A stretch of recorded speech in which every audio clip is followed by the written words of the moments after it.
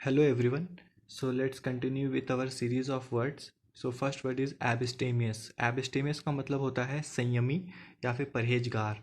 ठीक है, इसको इंग्लिश में क्या बोलते हैं? Sparing in eating and drinking. इसका मतलब है कि खान पान में परहेज करना. ठीक है, एब्स्टेमियस का मतलब क्या हो जाएगा? खान पान में परहेज करना. तो अब इसको कैसे याद रख सकते हैं? तो देखो यहाँ पर एब्स है, ABS, और स्टेमियस है. तो एब्स और स्टेमियस से स्टेमिना को रिलेट कर लो.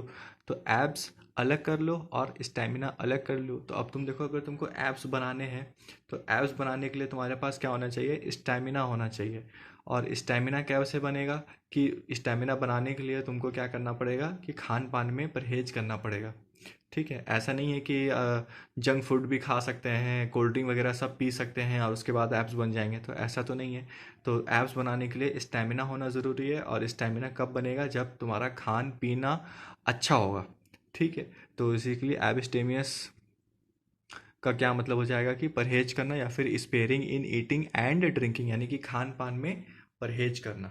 ठीक है, तो next word is abstinence. Abstinence और एब्स्टेमियस में देखो कोई डिफरेंस नहीं है. एब्सटिनेंस का मतलब सिंपली क्या हो जाएगा? परहेज करना.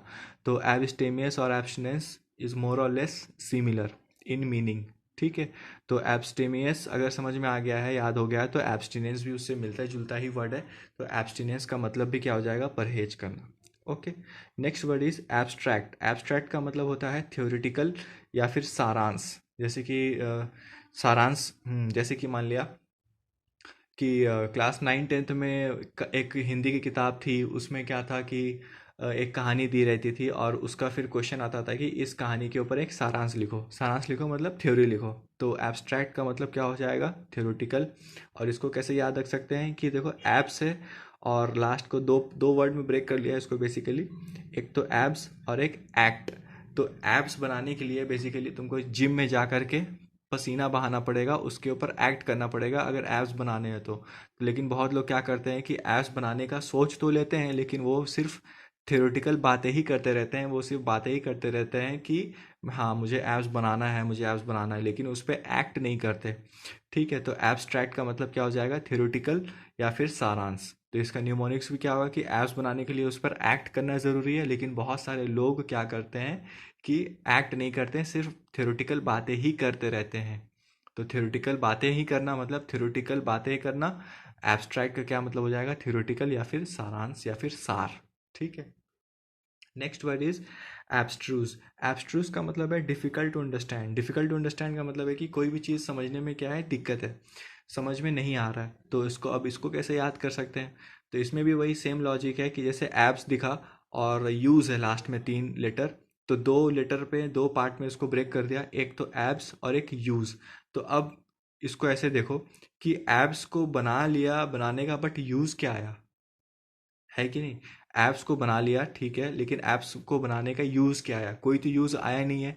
तो ये जो लॉजिक है, ये लॉजिक किसी को क्या है? बहुत ही कम लोगों को समझ में आती है कि ये ऐप्स बनाने का यूज़ क्या हुआ. जैसे फिल्म, क्योंकि बहुत सारे लोग जो कॉमन पीपल हैं वो लोग क्या है कि उनको अगर वो ऐप्स बनाएंगे तो उनका कोई यूज़ क्या आएगा? ऐप्स बनाने का कोई यूज़ तो आया नहीं. तो ये जो लॉजिक है, ये लॉजिक क्या है? Which is difficult to understand. ये समझ के बाहर है, क्योंकि अगर कोई एक्टर है या फिर एक्ट्रेस है, वो अगर ऐप्स बना रहा है तो इसका ये तो सिंपल समझ में आता है कि हाँ मूवी करने के लिए फिट होना ज़रूरी है, ऐप्स वगैरह होनी चाहिए. लेकिन अगर कोई कॉमन मैंगो पीपल अगर कोई ऐप्स बनाता है तो उसका यूज़ क्या है? कि उसका यूज़ तो कुछ है नहीं, बट है कि शौक से लोग बनाते हैं.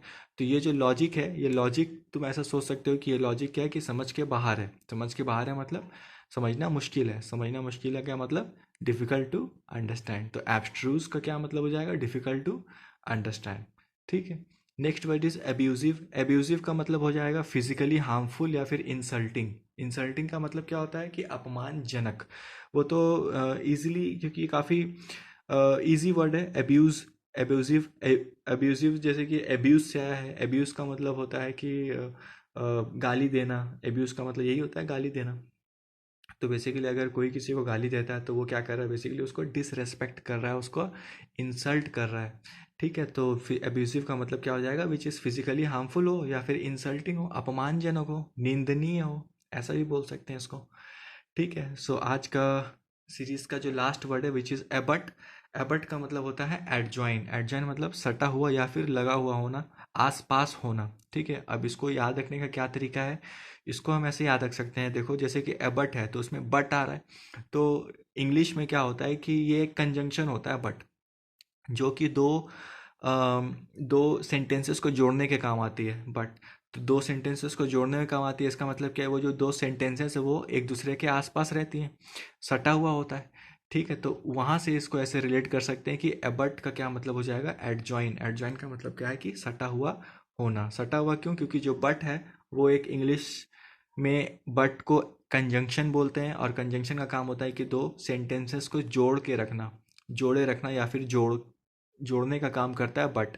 ठीक है, तो कब जोड़ पाएगा, जब वो सेंटेंसेस आस पास में होंगी, अगल बगल में होंगी, या फिर सटा हुआ होगा।